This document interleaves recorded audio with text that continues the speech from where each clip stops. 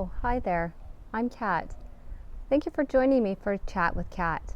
We're going on a journey and having conversations with people from a variety of backgrounds and experiences.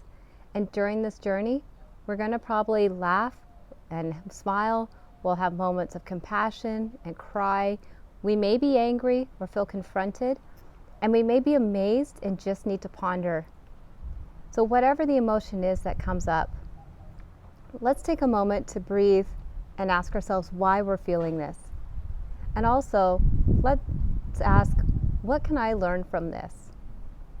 So go ahead and like, share, subscribe, and make sure that your friends and family and colleagues and anyone you feel could get something from this gets to see this. So let's get on with our journey with Chat with Kat. Well, hi, Marisa. How are you doing today? Hi, I'm doing great. And you? Thanks for having I'm me. You're welcome. I'm great, thanks. So we actually met in Cabo San Lucas through a women's group here, and I know a little bit about you, but I know there's a lot of people here who are going to come and listen to our conversation later. They don't know much about you or anything. So why don't you just take a moment and tell all of us a little bit about yourself? Yeah, sure. Well, I'm originally from Germany, and I'm a little mixture, like from all over Europe. I always say that I'm like the stray dogs here, right? Like a little bit of everything. And originally, I came to La Paz as a volunteer for a dog shelter, and my main goal, a part of like helping in the shelter, was to improve my Spanish. And then, yeah, it's not really difficult to fall in love with Mexico, I think. And then later I moved to Los Cabos. I originally studied health management in Germany, Hmm. and I always was like interested really in mental health as well. And yeah, then everything like came together that I'm a sexual abuse survivor, and like I started with personal development to feeling like better with myself again. I i just always knew that life is beautiful, right? Like there are so many beautiful things out there, so I don't want it to stay in that mental prison that Hmm. you make yourself, like feeling like a victim. And um so I made a little bit of this, a little bit of that. Then it was like life was telling me, in whatever you believe, right? God, the universe, whatever, Hmm. um was telling me to look deeper into that, to maybe take parts of what I studied with part of what what I learned in my own healing journey, and then like it came everything together. But I was still like non-believing that I could really do that. And then when I decided to finally move to Mexico in 2019, I had the crazy idea to walk from Tijuana to La Paz to raise awareness for sexual abuse. Hmm. And this became pretty big. And this is like the main points all taken together. And now I'm here and enjoying my life on the beach. Oh, I mean, that's an incredible journey to get to Mexico. Um, and what you did when you were down here. You mentioned some things that you did on your personal growth and healing. Uh, what was it? Was there one thing that really got you your life turned around when you're doing your personal growth and your healing, or was it a combination of things? I think in total, it was definitely the combination, but what really brought me like the first biggest successes in that way, I would say, was I have to figure, let me guess, because it's in every language, it's a different different order of letters. In English, it's neuro-linguistic programming, NLP. Okay. That helped a lot. And then what was also really a deep process, what people I think underestimate, is the thing of when I wrote my first own book. You really, it's more like self-therapy if you write a book about your life. So I can really recommend that to everyone who wants to like make a leap in their life. This was really an interesting journey. Yeah. Wow. Okay. So I mean, it's great to hear what you did to help you through these really hard times and helping you to come out on the other side. You mentioned NLP, neuralistic programming. Some people might not know what that is. Can you explain a little bit what it is? Yeah, basically it's reprogramming our mind. Mm-hmm. Unfortunately, it can be used against you, for example, in advertisement, right? So advertisers know how they have to put things that they enter your subconscious mind. In ways of, or in terms of therapy or healing, personal development, it's pretty much that you can reprogram your brain, other things. So many things that we believe is our reality are Mm-hmm. really just beliefs or patterns Mm-hmm. we just have in us, and this can be changed with NLP, and they have different, like in NLP is a big, huge thing. Mm-hmm. Then you have different methods in NLP. It was discovered, I think, in the 40-50 years ago. Okay. Not sure about but it is scientifically proof that those things are functioning and working on people, and it's really interesting.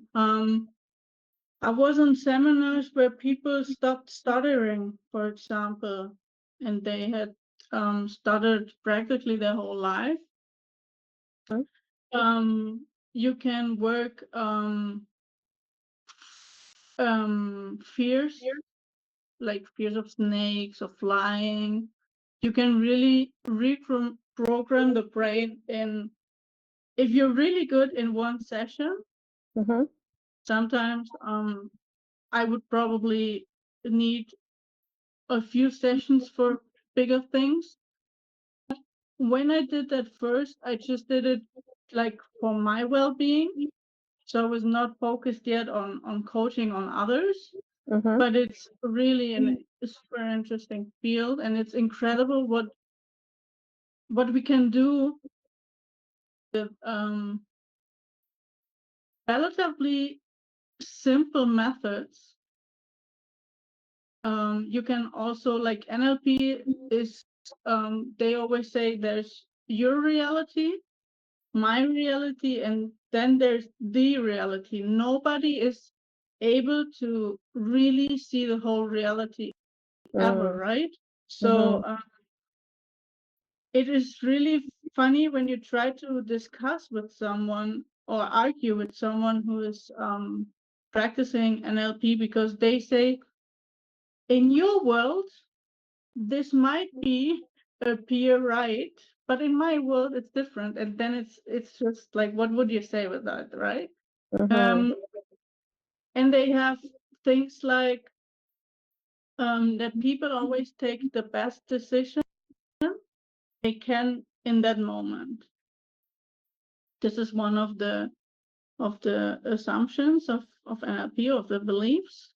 And this is also really interesting, because then you can like um out of judging yourself so much for things you did maybe in the past, and you say, I just didn't know better. Like it was the best decision I could take in that moment Mm-hmm. with the information or the resources I had, right? Mm, Yeah. right. Well, that's interesting because I've been talking to a few people recently about different tools and systems that they've used, and they all mention things about programming, the way their mind's been programmed, and how the environment they were brought up in and made their beliefs, right, of what reality was and what their world was. Um, what what was there specifically in your life that you were able to see a big difference in changing those beliefs or reprogramming your mind? Mm, taking responsibility for my life. There's one thing that people mostly mixed up, I feel. Like taking responsibility doesn't say you're guilty, Mm, right? So, for example, I can stay in my victim mentality, mhm, and I can probably say all men are horrible, right? right. When I take responsibility, I probably would open the eyes and would say, okay, that is just not true. Mhm, I can learn, for example, to set boundaries better. I mm, wasn't able to set boundaries. It was still not the right of the other person to abuse me, but it's now my responsibility to protect me because mm, I can't change that other person's mindset. mm, If I can change, so the moment I take responsibility, it's just that I empower myself. It's not like, oh, I'm guilty for everything that happened to me, mhm, but I can probably help that it wouldn't happen again. The more I love myself, that is something I live personally. The quicker you realize when somebody is full of red flag things. mm, So taking that responsibility to loving myself, to care for myself, made that it was not that easy to make me a victim again. I don't say it's impossible, mhm, but there's something I lived in eighth grade, eight, yeah, which was really impressive. In Germany, you go 2 weeks into a business or into a mhm, job you can imagine doing after school. So you can kind of have an idea if the picture you have of that job is realistic. mhm, They take you everywhere with them. You're 2 weeks a police person and or a truck driver or whatever.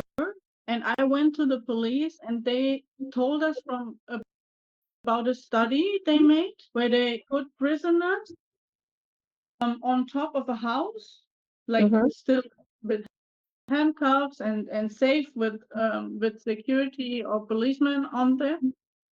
They said, please look at the street and tell me which of those people you would choose as a victim.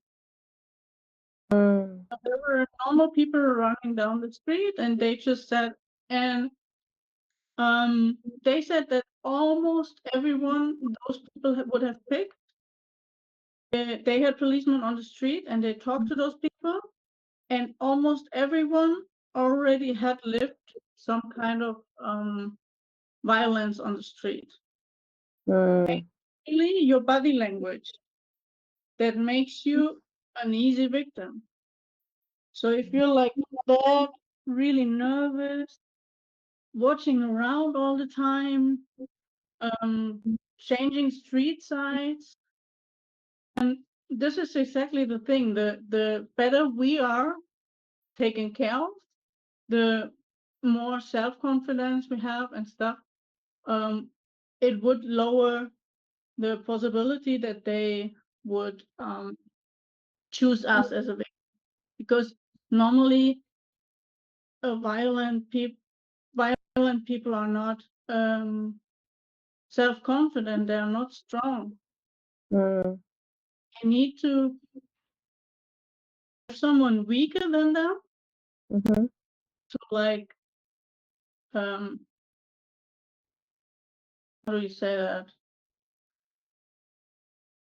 Tap on them, and this way they can feel better in their skin, right? Wow.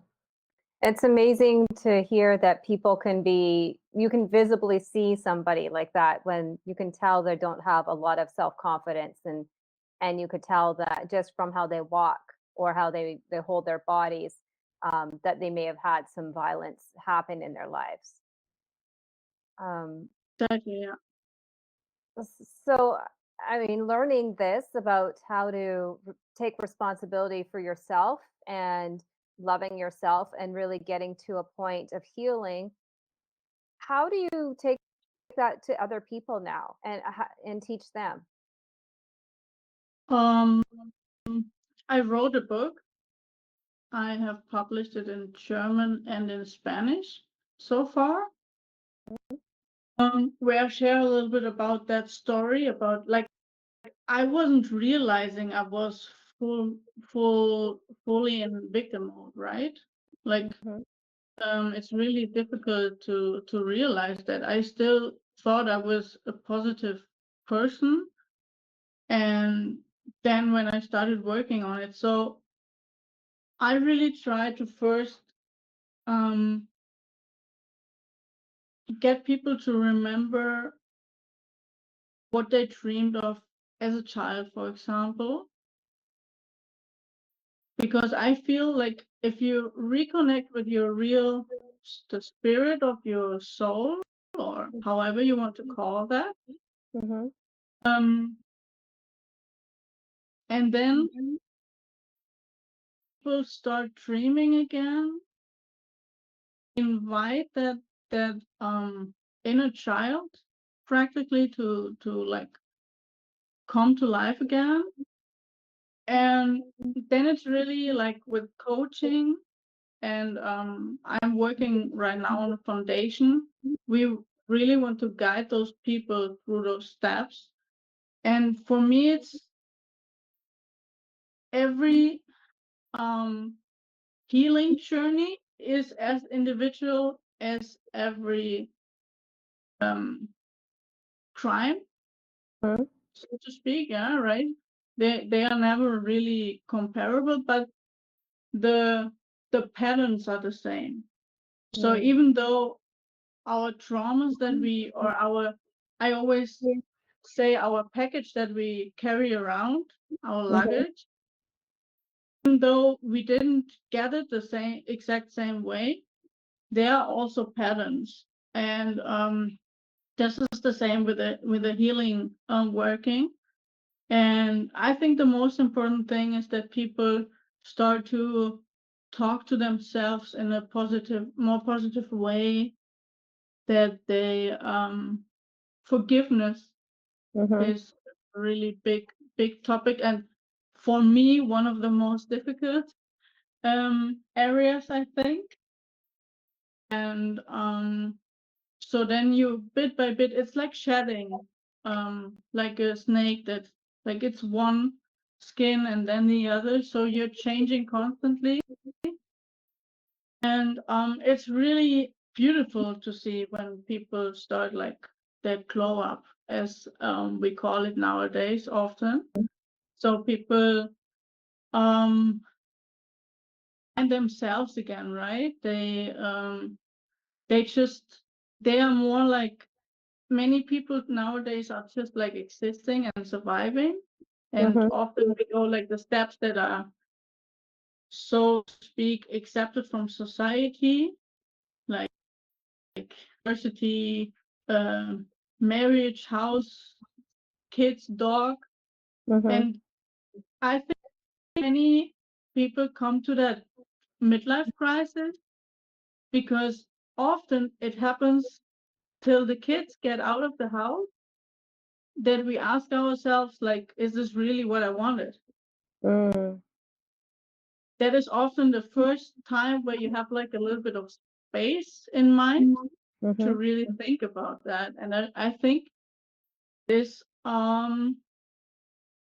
something that we have nowadays, that we fill our days so extremely with stuff Mhm. that we think they are normal. So we don't have to listen to that inner voice that maybe is already telling you that something isn't right, that you're not happy, Mhm. but you're just like, oh, and after that I go to the yoga, but I don't go there really relaxed. I run up my ass just to go there. Mhm. Then maybe I am an hour out of stress, but then I'm driving home, speeding home again. So I think we often don't even see what yoga is really all about, right? Mhm. So we're like just speeding there, and then we might relax an hour, but then we are back in stress. My friend is a yoga teacher, and she says, I just finished a class 30 seconds ago, and people are already again on their phones, responding all the phone calls and messages. And I really think that we often fill our lives that extremely with activities and stuff, so Mhm. we don't have to reflect really. Right. And I mean, that's probably also a coping tool that we use to try not to look at the things that are bothering us in our lives or things that have hurt us when we were younger or in our past that we're still holding on to, right? Exactly. Yeah. I think that Wow. happens a lot. Yeah. I mean, I try to make an effort when I'm working or when I'm doing things. I try to make a very strong effort not to be looking at my phone. So even if out of the corner of my eye I see a notification or something come through for message, I'm of the belief now that nothing is that urgent. Yeah. I'm So, guilty myself. I try to reduce it as well, but I'm not there where I would love to be, far mhm, away, right? mhm, So I have it quiet often when I don't expect an important call.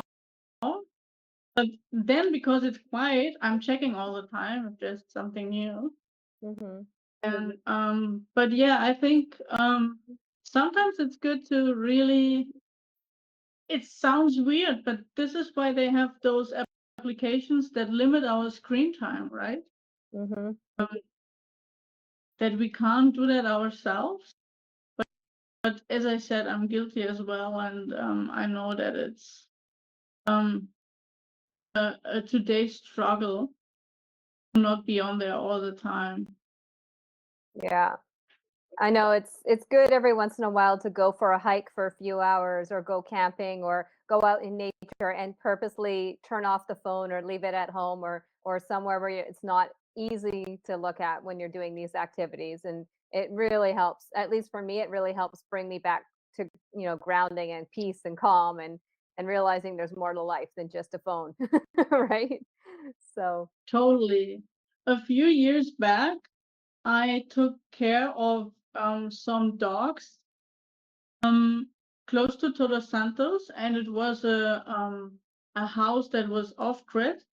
mhm, And when the morning was cloudy, I wouldn't have electricity in the morning. mm, And I was just there for, I don't know, 5 days or so. It was such a blessing. Normally I had some battery left from the night before, obviously, but still, like, I was so conscious then about that. And then I managed to leave the phone away in the morning. Um, that was really beautiful to like start the day with the walk with dogs on the beach without having even seen your phone. mhm. checked on it. And yeah, I think that's really precious moments that we rob ourselves from often. Yeah. Yeah. So, I mean, you did mention a bit about some stresses and being able to use the NLP to help you with some of those as well, right? Aside from whatever other work you do, like yoga or meditation or anything like that.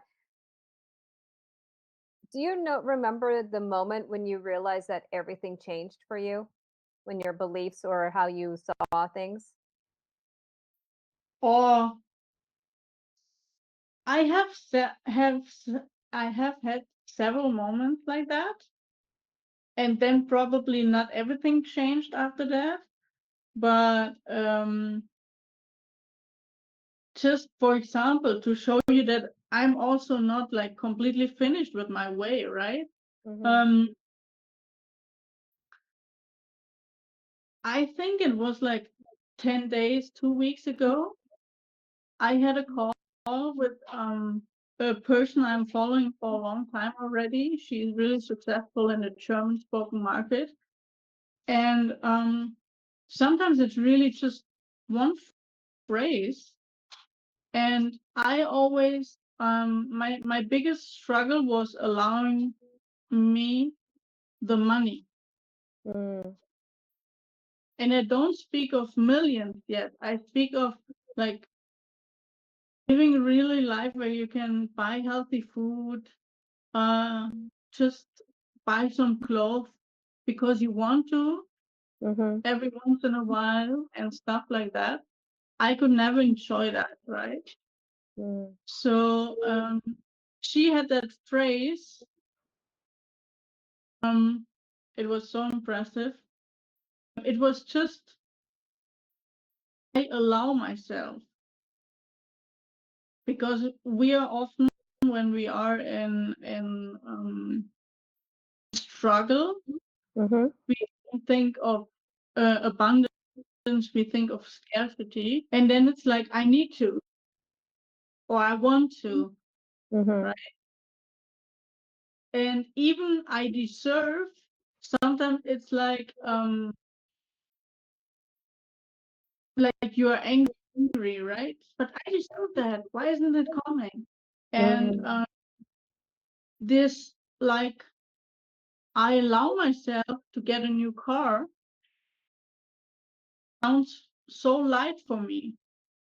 Mm. And this like milestones I have along my way. In 2014, it was when I started a blog in German about my healing journey. Mhm. And like all the things that happened before, I had just entered the personal development market. And as I went to seminars back then, like Mhm. T. Ecker, for example, I traveled all over Europe for that. Um, what it made with you also, and what I think is even more important than the content that they can share with you is you get to know so many people that are on the same way, Mm.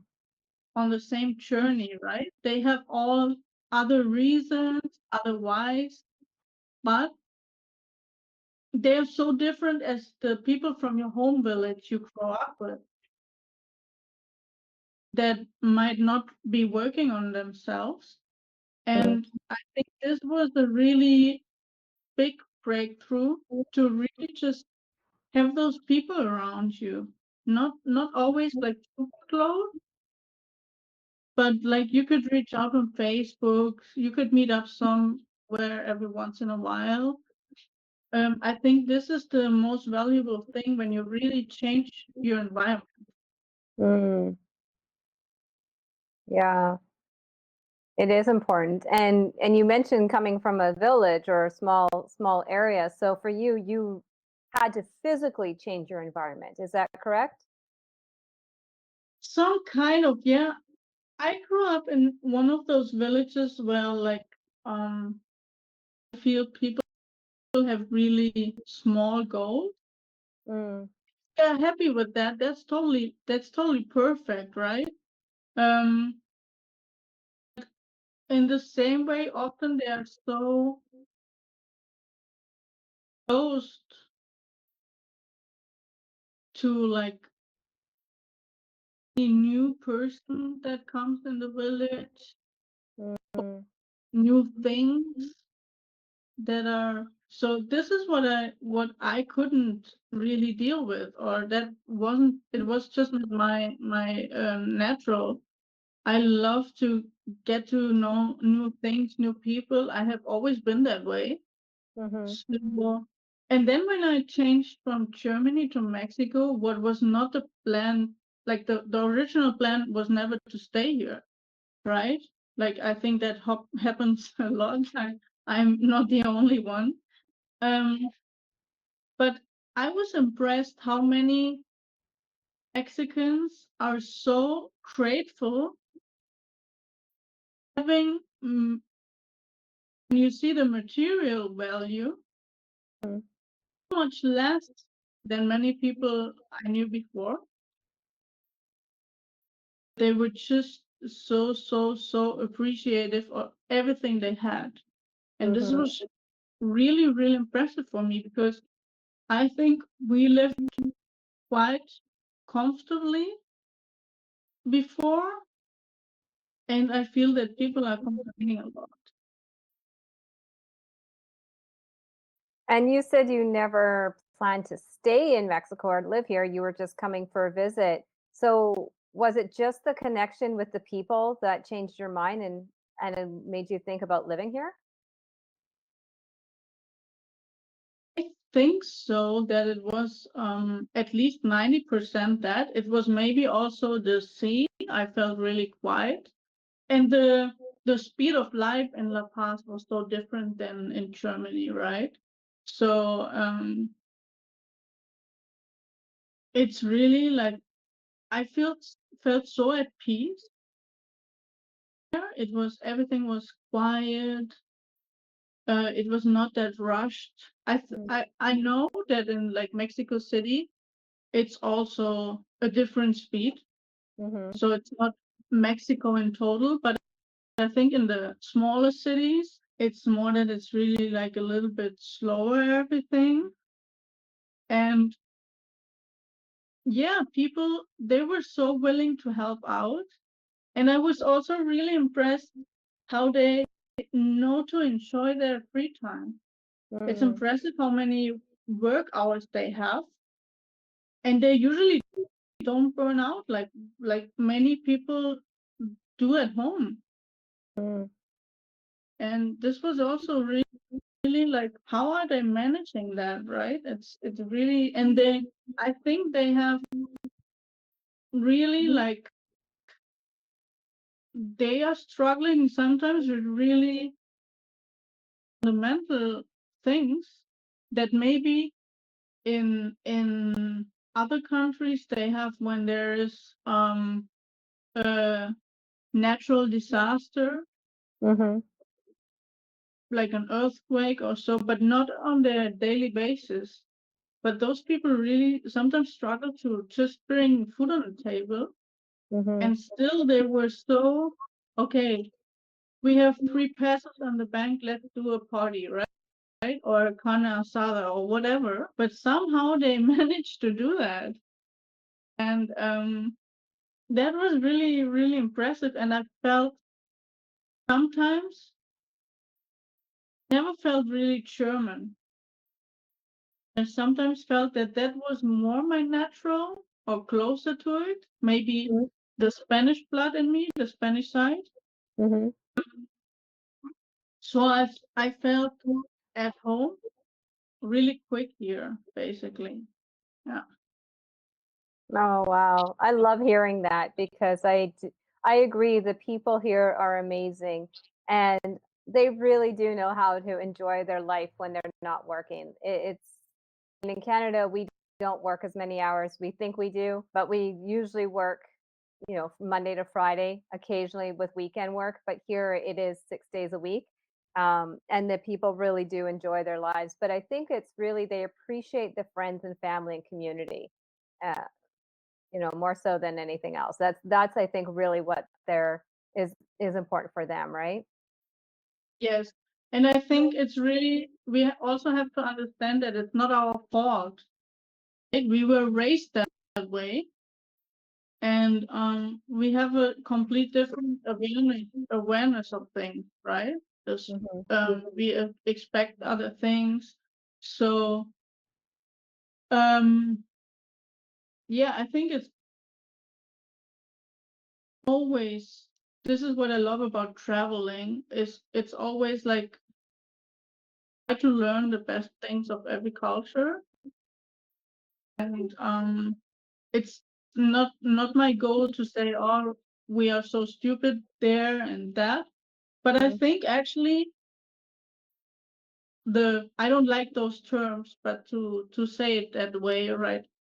Just quick, the first world countries Mm. have a lot of things that they could actually learn from the so-called pre-world countries.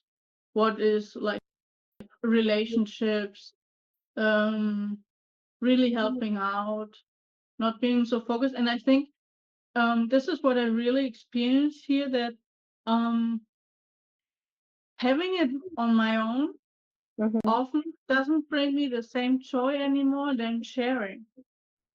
But I had to unlearn that, Hmm. learn it differently, right? Because it's for me now it's super beautiful to be able to share, but in where I grew up, it was not that way. You would share things, but not that far, not that, and it would maybe cost you a little bit more of trust or whatever, or Hmm. time to get warm with people. And now it's just like different, and I really enjoy myself doing that. Yeah. Wow, amazing. And you mentioned relationships, and I know a few minutes ago you were talking about how um, you could have had the mindset that all men were bad, and now you're mentioning relationships again. So, what do relationships look like for you now in your life? Well, first of all, um spoken from like a relationship with a partner, I now have a really stable, non-toxic relationship. Um, and I really have to say that the more I loved myself, the better fitting.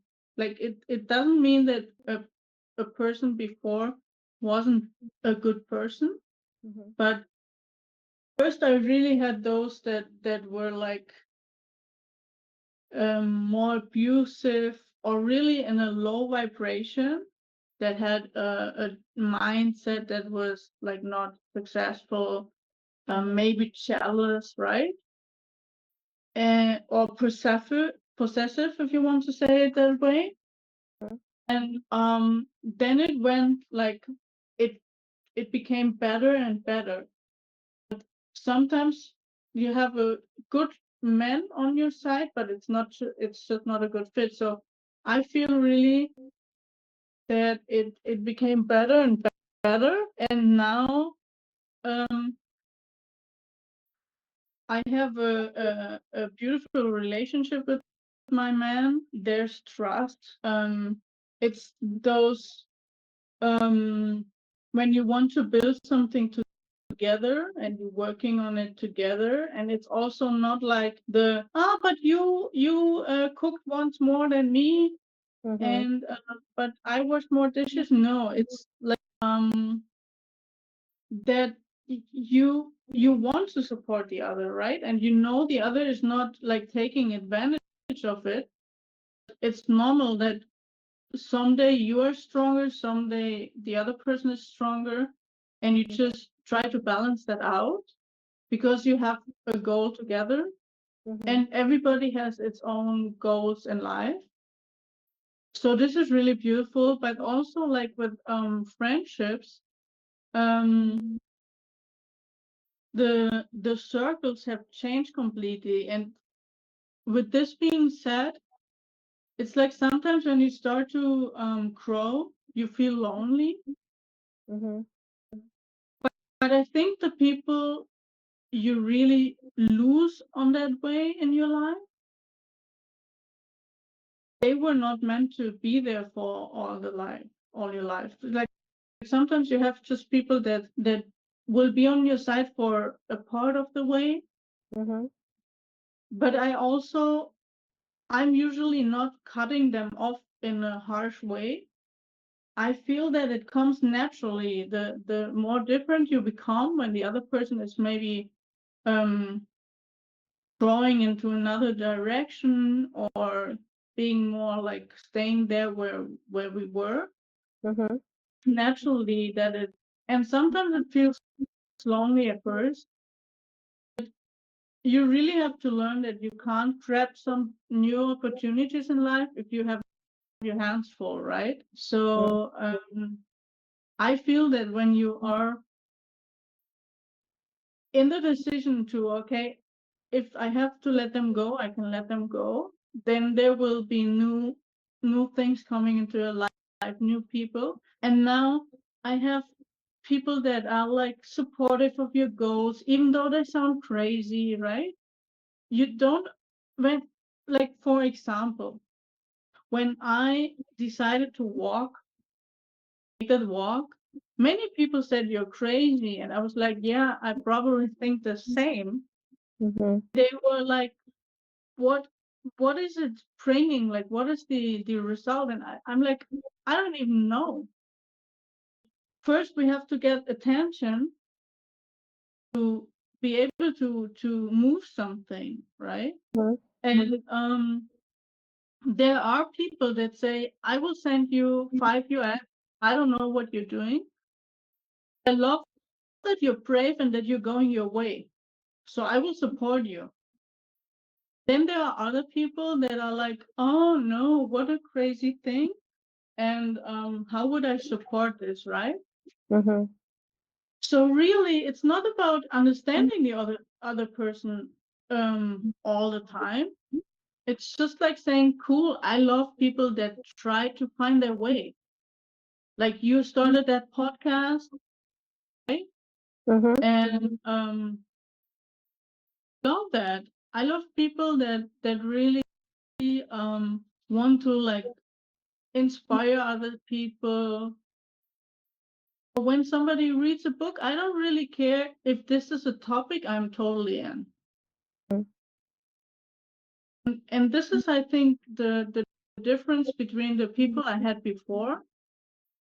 I know their world, like NLP in their world, they just Mm-hmm. want to protect you because they can't see what could grow out of it, or what could be a result that is amazing. So they just want to like let you keep you in your comfort zone, right? Yeah. And then there are others, they are able to see a little bit their world maybe grew already. And I love that. Yeah. And it's interesting because I think when we do grow as people, we realize that we are not limited, right? We can take these chances and do these things without knowing what it looks like in the end. We just go ahead and start doing it and figure it out and see where it takes us. But I see when people are maybe stuck in where they are, they can't see beyond their world, right? They can't see things, and that's when they think it's crazy because for them, it's something that you cannot do. Yeah, right. And it's also like when I say my older me, I had to pay a bill and I didn't knew how. I thought like literally it felt like my end was ending, right?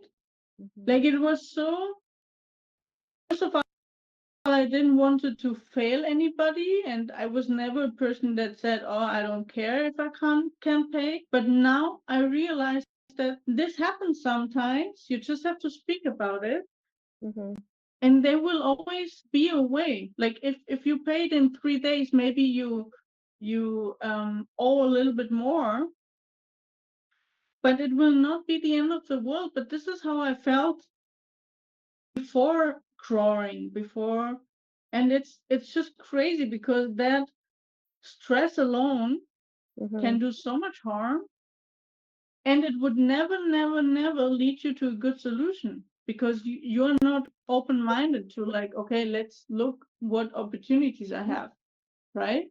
You're Mhm. just focused on the problem, and I think this causes more problems because we, even if the solution would stand right in front of us, we wouldn't be able to see it. Yeah, I think you're right on that. It's what seems obvious to someone else is hidden from somebody when they can't, when they're just focused on that one thing in front of them at that moment. Yeah. Yeah. So you tell me a little bit more about this walk from Tijuana. Did you end up, and what kind of things happened along the way? Because that seems like a very scary thing to do. Um, so I started in Tijuana, and my goal was to go to finish in La Paz because I decided I wanted to live in La Paz. I had been there two times before the walk. I really enjoyed it there, and the first half I was pretty unsure about if like would offend people if I would like put a sign on my back or whatever. Mhm. So first of all, I tried to share it just on my German Facebook practically. Mhm. Um, I made live videos all the well every time I could because sometimes there was no internet, right? But normally every day I would make a check in with people and share what I had experienced. But um, there was no reaction of Germans almost. Even Mm. in sexual survivor groups, they were like, "Oh no, we are not allowing advertising for yourself." And I'm like, "Huh, I'm not earning any money, Mhm. right? Like I didn't have a product that I was selling." So I didn't get why they were thinking I just wanted to promote myself. I wanted to promote life. Mm. And really like you can do anything you want, right? I had no idea what I was doing. I had no plan. We put so much money in the car. There was a friend that was coming with me, so he would every 2 hours or so he would check on me. Mhm. I would usually walk right beside the highway or on the highway on the side. So if something would happen, people would at least see me as quick as possible. So I Mhm. was never like really in the bush or whatever, invisible. And it was really nice that many people wanted to give me a ride, and then I told them, well, that is the goal. I want to walk, and they probably thought I was totally gaga. And then we reached like Baja California Sur. Mhm. So we had crossed the first state, and there I decided to put a shield on my back, but more because so many people stopped to take me with them. Mm. And I just wanted to explain, no, no, I'm walking, right? And then I had there like something like awareness walk against sexual abuse on my back. Mhm. And then it went crazy. The first part of the walk, I was practically on my own, like with 5 people seeing me on my Facebook lives every day. And I had expected more donations coming in, and there was nothing. So I was really frustrated, but I was like, okay, now I'm finishing it, right? And Mhm.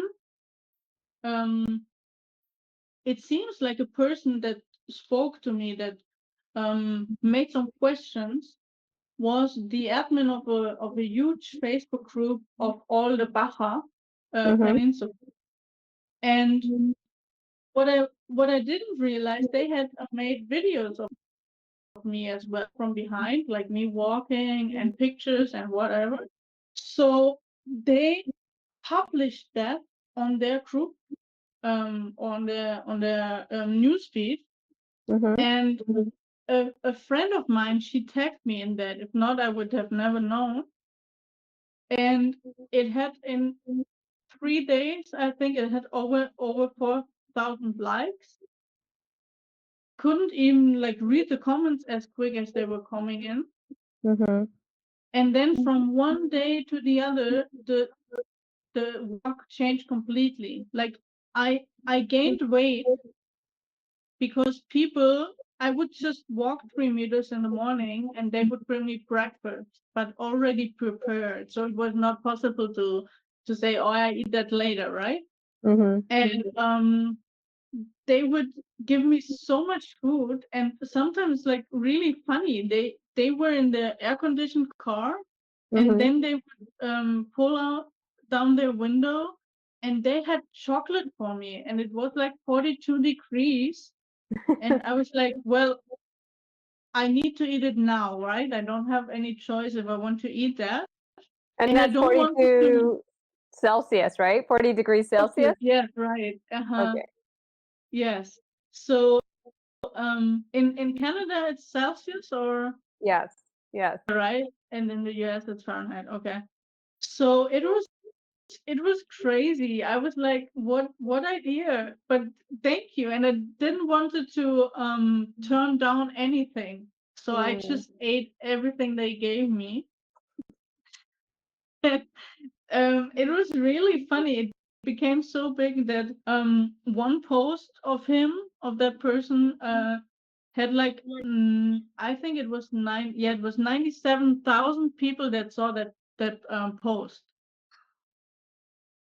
So then from walking just me and God or whatever, and talking to myself all the time, I had to hide in restrooms sometimes because there was such an hype that I was not alone in any second anymore. So sometimes there was villages that were really small, and they were waiting for me, and they invited me to for lunch, but I could just eat in one house, right? So I had to decide.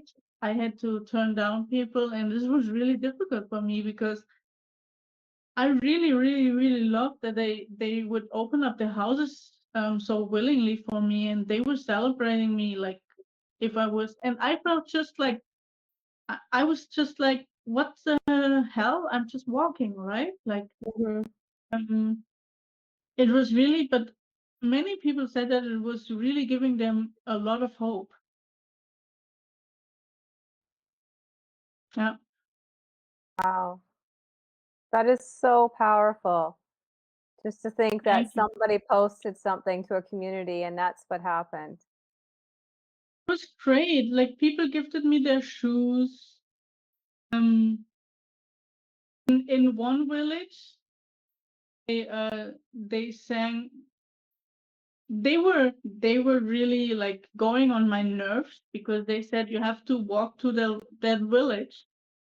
Um, they are waiting for you there. But I already had walked my normal distance for that day. Mhm. My feet hurt, Mhm. and I got a little bit like stressed out and said them, well, I never told them I would arrive today, right? Like Mhm. it's not my fault that they are waiting there. But they said, no, no, no, you have to go. And what I didn't know, because it was a small village, and I was like, well, there are 10 people and 20 cows waiting for me, or what, right? Like this was really a night I was in a little shitty mood, Mhm. although it was so amazing that people were showing up, and we were dancing salsa on the highway. The emergency car was being in the back of us to protect us.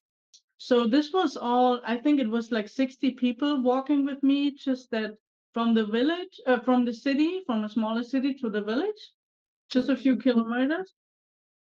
What I didn't know is they had agreed with all the people they couldn't walk, they were too old, too young, too busy, that they would meet us there. So when I came to that village, it was like over 100 people more waiting for me there, and they sang the Mexican anthem for me. Wow. And I was crying like crazy because I felt so shitty because I was so angry of them first, because I didn't know what they had planned. And I was like, I knew what I could take or what my body could take for a day, right? And I knew that if I would walk too far, I would suffer the next day. And it was like that because we danced there. And so the next day, I just couldn't walk. I just needed a break. It was so beautiful, incredibly beautiful, and everybody was so that moment present that there's no video of that.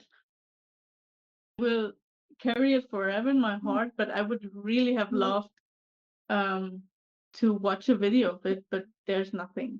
Everybody was just present in that moment. And yeah. Wow, that's such a beautiful moment for you to experience. And yeah, I've got tears in my eyes. Like you've touched me with Oh, that. So it's thank you for sharing that. It's because that's something very personal for you on your journey, and just so heart touching as well. So thank you. Um, and then you got to La Paz after your journey, and what happened? in La Paz, it was really difficult because I think like people didn't understood that I wanted to stay there. They thought I would just arrive to La Paz and then fly home or whatever. Mhm. And it was beautiful because like people literally would ask me for photos on the Malecon or whatever. Um, but I was still like kind of busy with like building my life. Mhm. And then in June 2020, like I arrived to La Paz in September 19. Mhm. And in June 2020, I wanted to fly back to Germany and figure out if I could even like stay in Mexico on like on a any permit, right? Um, but the flight got canceled because of COVID. Right. So now I was just like many people, um, busy with surviving, and I was not able to go home. And then we had those things that they gave us more permission to stay and stuff like that because they Mhm. knew we couldn't leave. But Mhm. still, I wanted to have my paperwork in order, right? To be able to do everything. And so this was really an uncomfortable time, and it was also a time where I was like away again from what I always wanted to do because I was really just like um checking how I would survive. And then I had another not so good experience with a relationship. And from then on, I was just like working to survive. Like I luckily enough had some Germans I could write texts for in the COVID times and stuff like that. But it was really that I was not focusing on what I wanted to do, and lost some track. And then obviously also the the attention was gone, right? Because Mhm. this was like honestly giving I gave speeches in schools afterwards. That was really motivating me, and seeing that I was like touching people in Mm. some way, although I felt still small, and I was like I just walked, right? Mm. But all the response, all the feedback I got from people was like holding me afloat, and was like, oh, maybe I really can make a difference. Um, but yeah, then with COVID, everything shifted, and then I came to Los Cabos, and Los Cabos really, I never wanted to come here because people told me, everything is in dollars. And I Mm. was like, if I want to be around American people, as citizens and Canadians, I could go there, right? Mhm. To live. I don't have anything against any particular nationality, but I was Mhm. in Mexico because I enjoyed the Mexico kind of living Mhm. somehow. But when I visited Los Cabos, the difference that I realized is that even the locals usually had traveled more. Many La Paz people never left their state. Mm. And obviously, it's not their fault. They have a different mindset. Your mind can just open if you see other things, try other things, right? So Mhm. this is what I really enjoyed about Los Cabos. I still love La Paz. It's For me, it's really beautiful. The Malecon is spectacular. But Mhm. this is what I really like in Los Cabos now, that people are open-minded, and that I have really friends from every nationality. It's Thank God it's not everything. I think they really described the marina area of San Lucas, Mhm. but you really have different areas, right? Um, Mhm. the artwork in San Jose and stuff like that. There are really beautiful things in Los Cabos you can enjoy. Beautiful nature as well. And then when you go to explore like Santiago, the hot um springs and stuff like that, then I think it's really a nice area to live. Right. Yeah, and there's the different communities too. So you can be in a community that's only full of expats, or you can be in a community that's all the Mexicans, or you can be in communities where it's a mix of everybody, right? Yeah, Everybody's just wanting to live together and work together, and so it's nice that you have those areas that where you feel the most comfortable you can actually be in as well. Um, Oh, I love being in the mixed communities because I love being able to, and I find the mixed communities usually are more Mexican, with a few foreigners living there. But I love the communities because I did, like you, come to Mexico because I wanted to be in Mexico. I wanted to learn the culture. I wanted to know the people. I wanted to experience it more, right? So I purposely didn't go and live where it was only foreigners living. yeah, exactly. Yeah.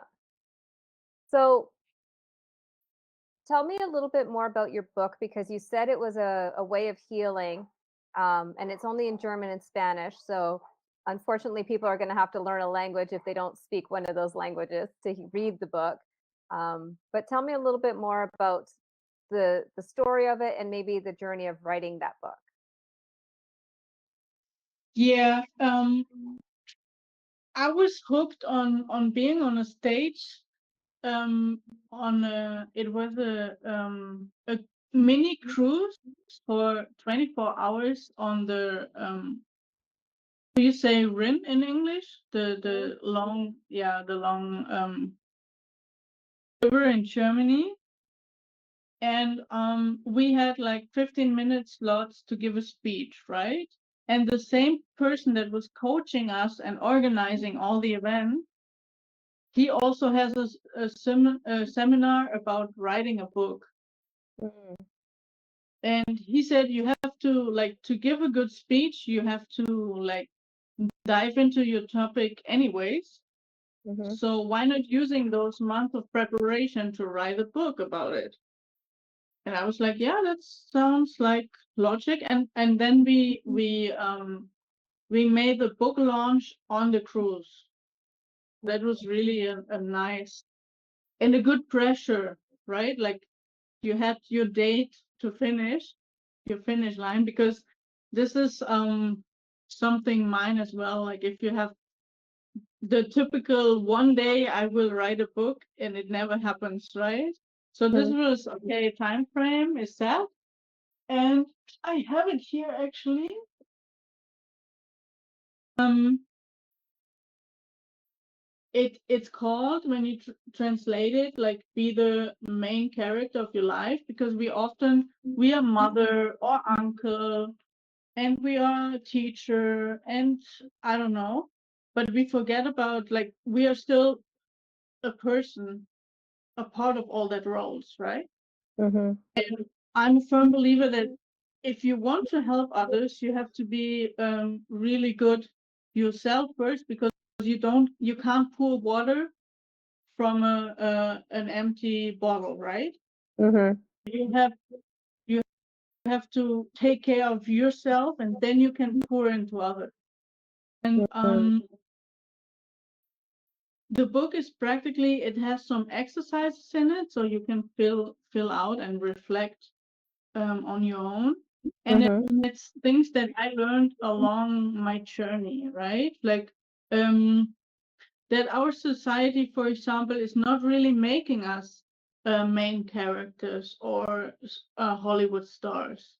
Mhm. It's more like, fit in, be quiet, don't question, and then you're good, right?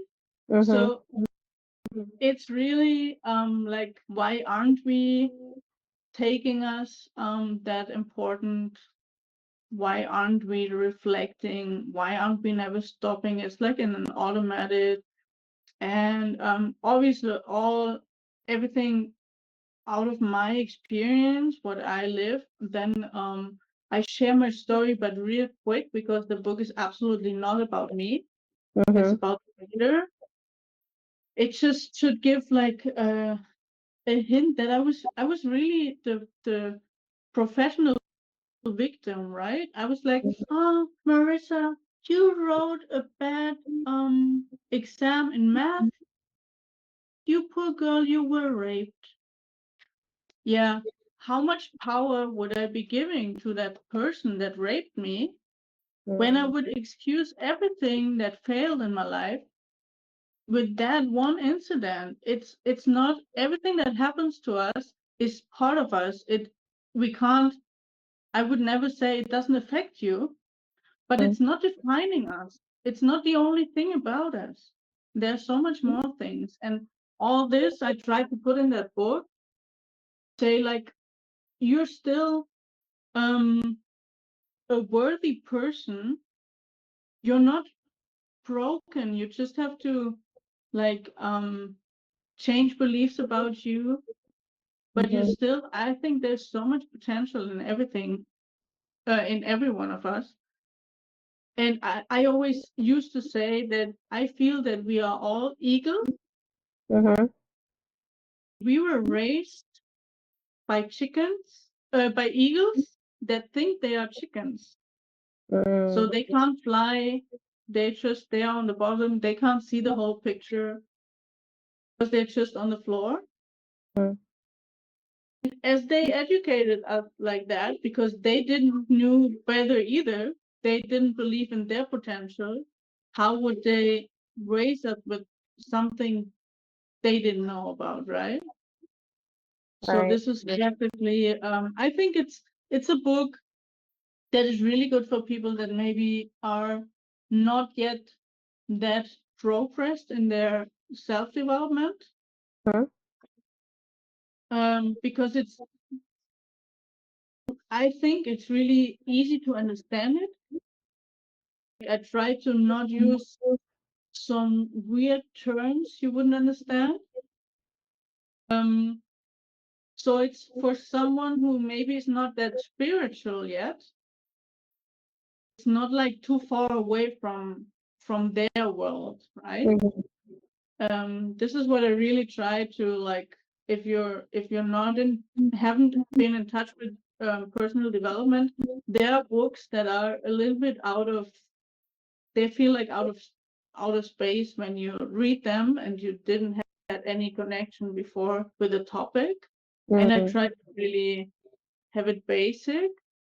But I still think that everyone else who maybe is on that way for some longer can find a few gems in there that they haven't thought about. I have a mentor right now.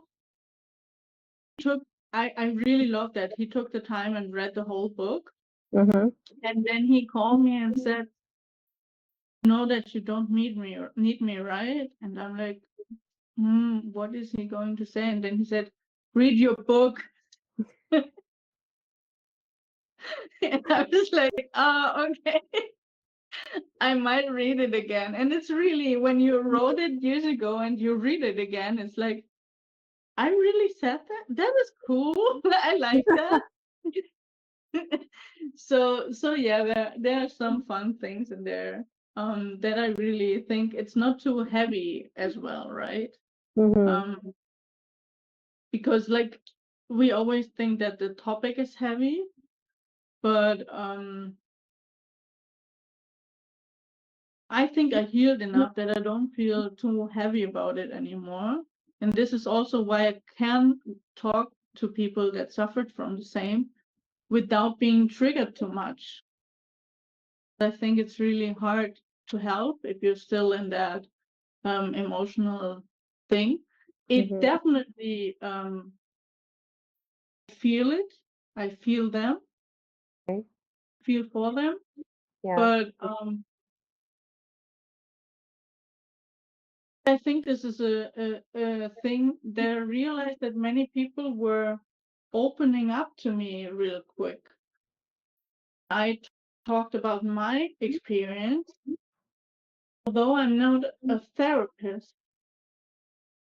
because a therapist sometimes you feel like they might understand, they have the professional knowledge, but people seem to identify more with you when you can say that you experience the same. And this was really something. It was a long time I was against that, if you call it mission, I felt in me, because I said, yeah, but I'm not a psychologist. But if for example someone would be so unstable still, then I would send them to a psychologist, right? But when there's people that they say, I'm stable more or less, but I feel there could be more because I'm just like surviving or living like my everyday life, but I'm not really um happy about it, or I just come by. Then it's like, okay, maybe we can look deeper. Maybe there's something that is holding you back, or maybe you just don't believe you deserve it, or whatever. So this is what I really want to work with them in the coaching, like in the on the business side. And the goal for the foundation is to really create a net, so people that suffer from abuse, they're still in the situation, to get them out safely. And then my ideal outcome would be to take them by the hand through every step. Safe housing, medical attention, psychology, like therapy, then probably coaching. But then they will go back to the abuser if they don't know how to earn their life, right? there's still many, in that case, women. I know not everyone who is abused is always a woman, but it's the main part usually. They were married with a guy really young. They never worked in their life. So to stay away from the same abuser or not to fall into a addiction with another Mhm. co-independent, they have to be able to maintain themselves. So maybe there could be job training Mhm.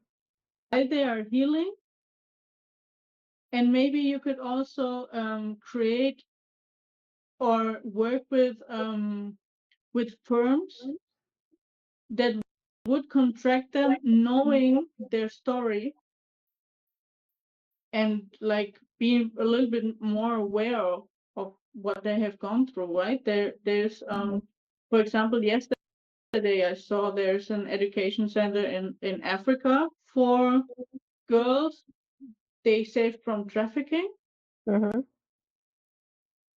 and they get professional education for jobs, and they are so good afterwards that they mostly become the best owner of their household afterwards.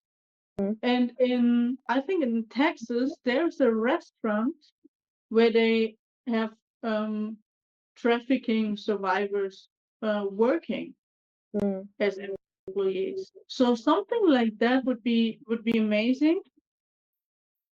And then when they're um, financially and emotionally stable again, then they can live on their own. Right.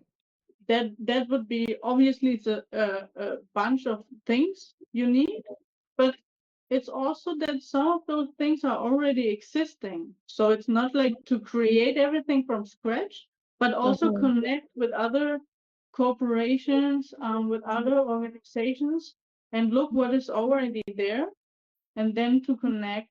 That is really, for example, something I feel super interesting in Los Cabos.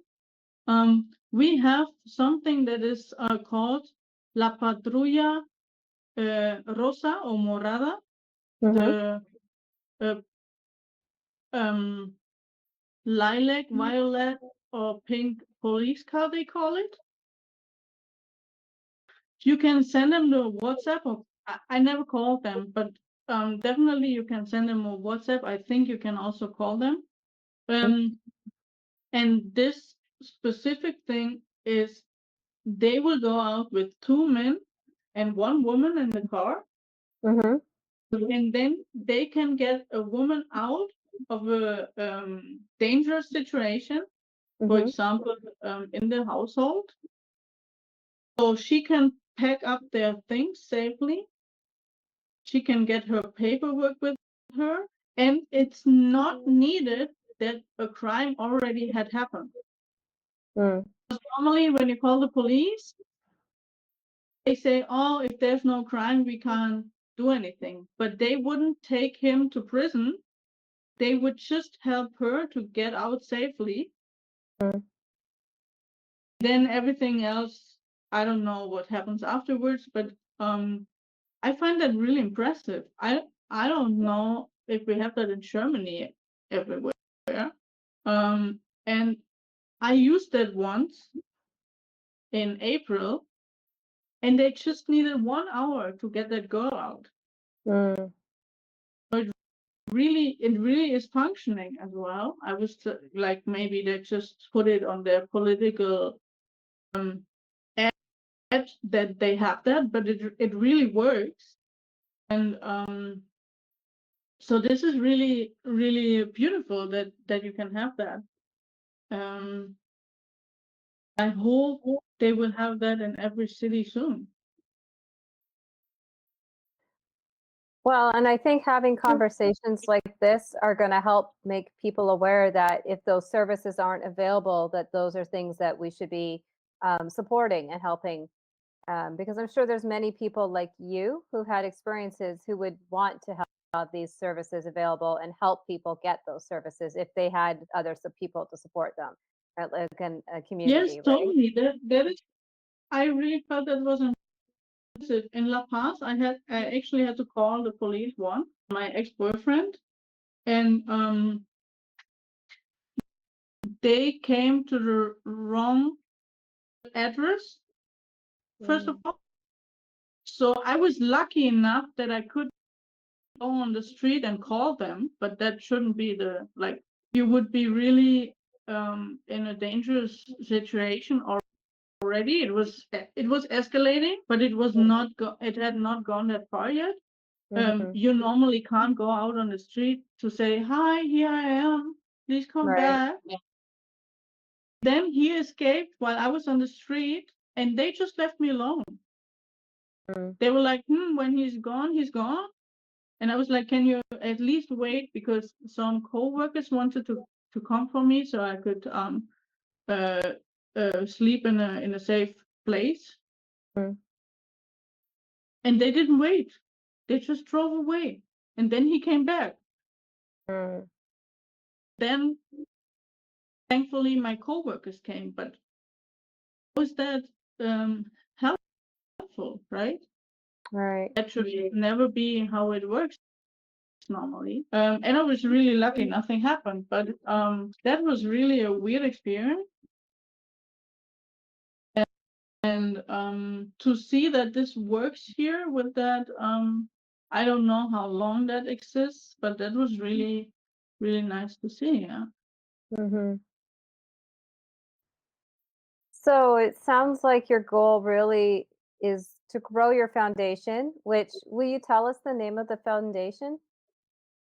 I haven't found it yet legally. I'm in the process of like understanding what paperwork I need. Thankfully, in Mexico, it's not super expensive.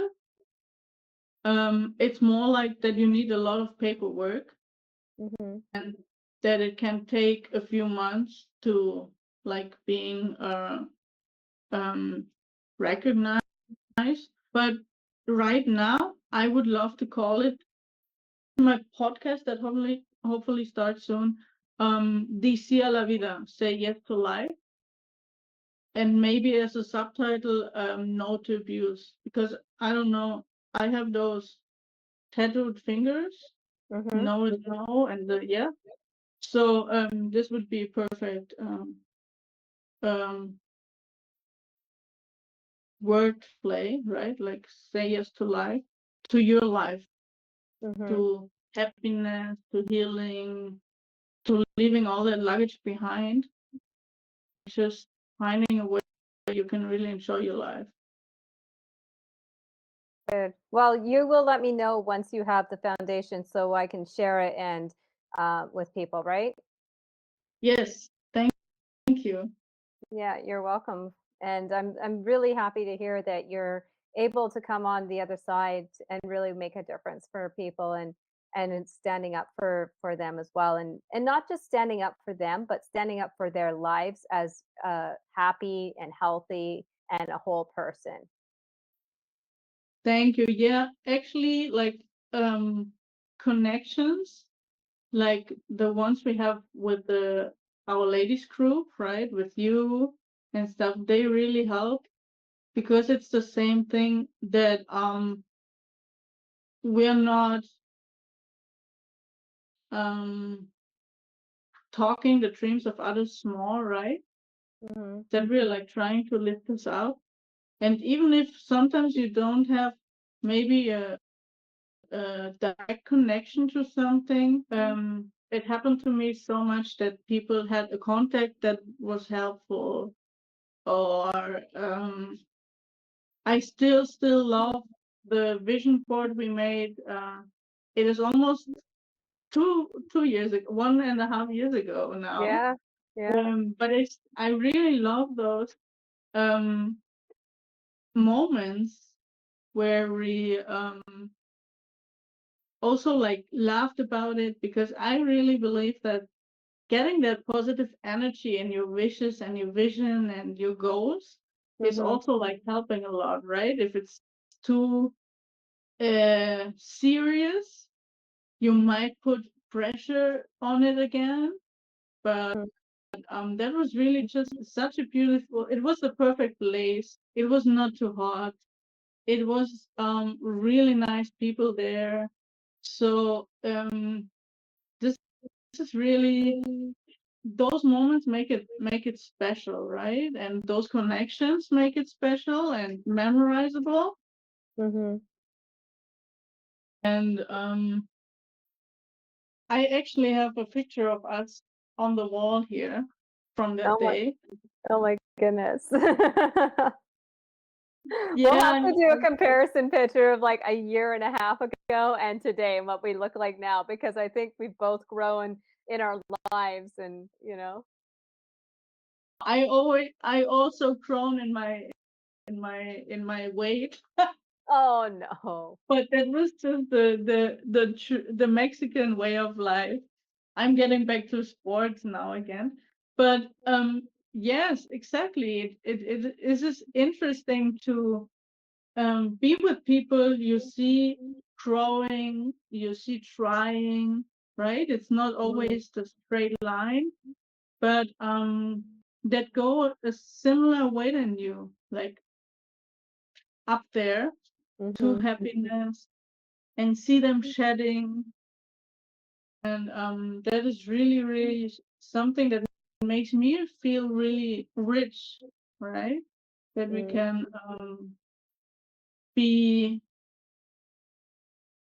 I don't know how to say that, um, like company on that way, even if mhm, it's sometimes from the distance, but you still don't feel that alone as if you would be without that group, right?